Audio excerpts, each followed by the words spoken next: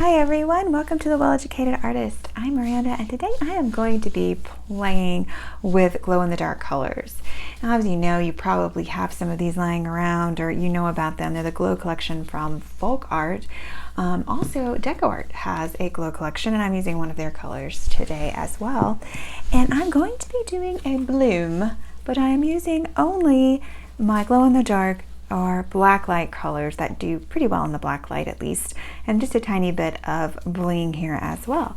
So these are mainly Folk Art Glow colors and a DecoArt color right here in this pretty little lavender color. They call it purple, but obviously it looks lavender. So we're going to do a bloom today, but we're going to be using the glow-in-the-dark paint. So glow-in-the-dark yellow. This is actually glow-in-the-dark red, not pink, because I'm going to be using fluorescent pink from Liquitex. I have abalone shell, which is not really a glow-in-the-dark color, but it is bling and it's white, and a lot of times white at least reflects in black light. So I also have glow-in-the-dark blue, and this is neon purple. This is a blacklight neon color right here from DecoArt. I have it both in the Folk Art and the DecoArt because I really like that color, and that's going to be included just to add a little bit of depth because, as you know, glow-in-the-dark colors are pretty darn pastel. So this is going to be a pastel bloom, but I just had to have a little bit of fun. I'm just feeling like needing a little fun, and I've been doing some glow-in-the-dark colors since I had the colors hanging around. And these are all mixed with your bloom medium of Behr 8300 and Jo Sonja Varnish. So they are kind of thick, but not too thick, as you can probably see right here. And I'm going to be doing a faux pillow today. This is the glow-in-the-dark neutral. Let me set this down. That's all it is. It's glow-in-the-dark neutral mixed with Jo Sonja and the Behr 8300. So this is my faux pillow. It is the glow-in-the-dark neutral from Folk Art, and I'm going to pour this over my house paint. I don't need a whole heck of a lot of house paint for this, but just to make sure I have maximum glow, I am using this as a faux pillow. So who knows what's going to happen with this. Okay, so I'm going to grab my house paint. I guess it doesn't really matter which color it is, but I'm going to use this. This is Diamond Bright White Semi-Gloss House Paint. You can get this on Amazon, or you can use any house paint really for this. I'm going to be doing a faux pillow, so I'm going to go ahead and put this right in the middle. Just straight old house paint. It's just in a bottle. You can add your GAC if you need to. Your GAC 800. Okay, so just getting that pillow down there. I'm going to give that just a quick spin.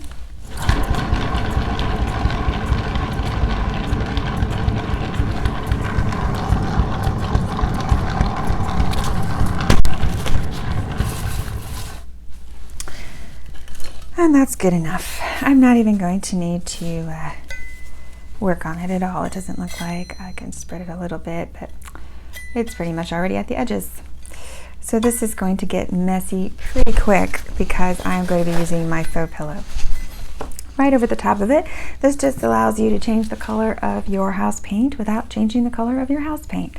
So let's go ahead and put that down.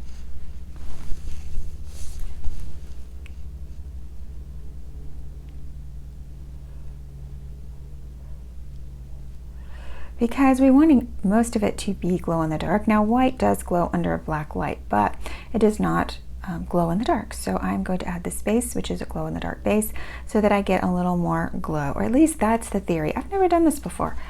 Sometimes you just have to play with it. And it may shine through. It looks like it's shining through. These are very transparent colors.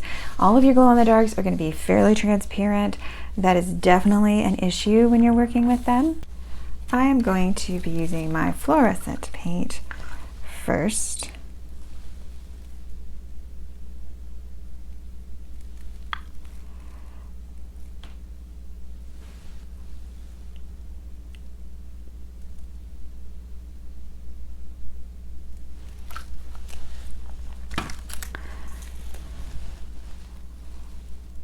And this is my neon paint. And then I'm just gonna go from there.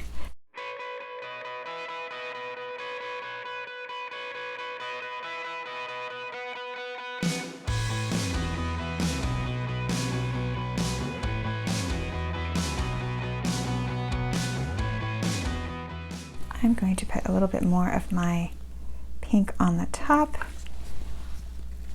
and I'm going to still put my abalone shell. And I might put just a tiny bit of abalone shell right around the edges. Why not? The abalone shell is the bling here. Okay. Then you can see possibly how shiny it is. Maybe not, but it adds just a little bit of glitter. And yeah, still wanting to go off center. Try to get that back in the center. Okay, let's do the white and see how that goes. This is Australian Floetrol and titanium white from Amsterdam. It's already mixing with my paint, so that could be a good thing. We'll see. And I don't know if I can blow hard enough to do that. Seems like every time I move my camera down, yeah, it doesn't work out, but I'm gonna do it anyway. Okay, let's give that a good blow.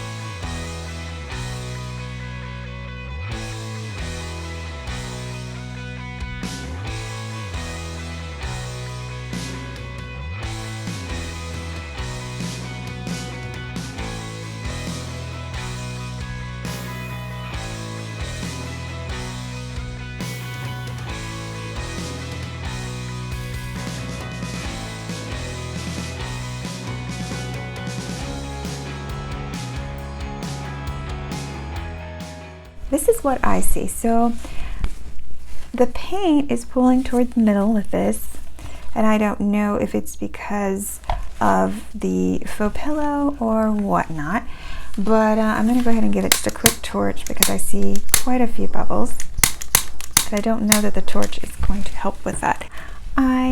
It's kind of cool. It's just that the petals are wanting to come back in. Yeah, it's still developing though, but slowly, and I don't know if the paint is causing this to react slowly because normally cell activator made with Floetrol works fairly quickly, but this is taking it a while for it to develop. Interesting, very interesting. I don't know that there's a lot that I can do with this. I'll go ahead and just do a little bit of modification. What do I want to do with that? I don't want to dig down too much because that's going to disturb my paint, and I'm going to lose the ability to have it be as glow in the dark as I would like it to be. I don't know that that helped very much. Just going to yeah.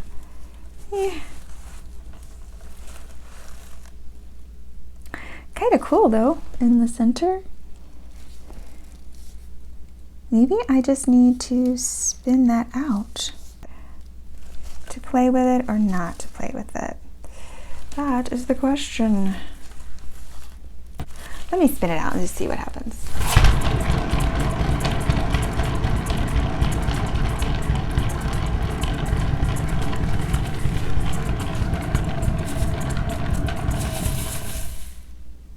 Okay, it's kind of cool.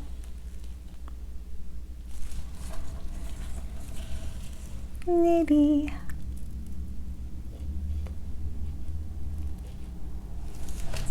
we'll just play a little bit.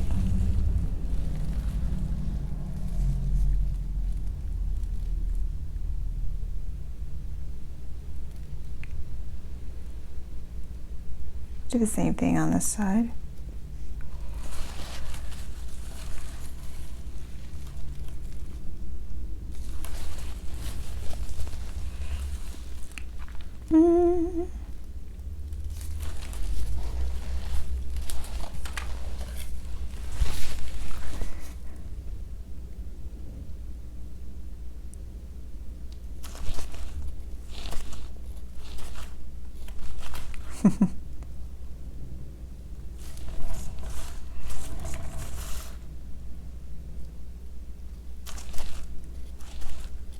We've not got a lot of symmetry here to work with.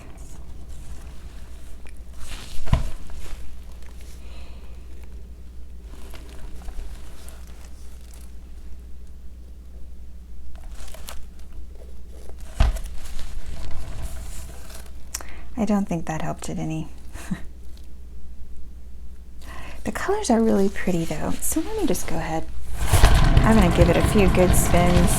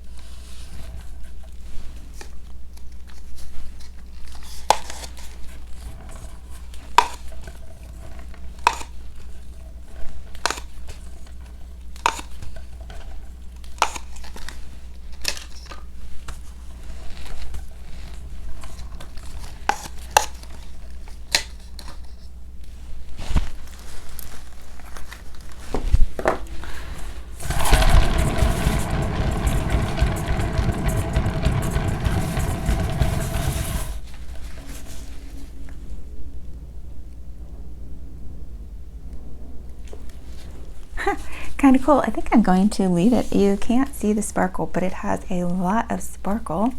It also has a lot of bubbles.